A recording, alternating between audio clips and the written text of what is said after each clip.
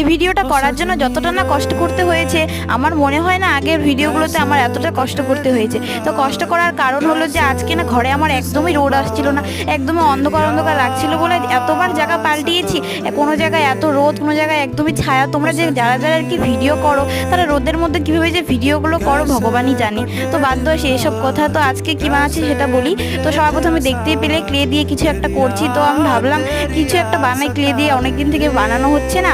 আর হলো এখন দেখো আমি ভাবছিলাম যে এখন কি ফুল মানে ফোটে বেশি, সেই ফুলটাই বানাবো। তো মনে পড়লো হঠাৎ করে যে কৃষ্ণচূড়া ফুল বানানো যায়। আর প্রথমে আমি হলো ফুলটা বানানোর জন্য যে বেসটা লাগবে সেটা আগে করে নিলাম ক্লে দিয়ে, তারপরে একটা টেক্সচার দিয়ে নিলাম ব্রাশটা দিয়ে। তারপরে এখানে পাপড়ি মানে ফুলটা বানানো শুরু করে দিয়েছি। আর এখানে পাপড়ি আমি 4টা দিয়েছি, হয়তো 5টা দিলে আরও ভালো হতো।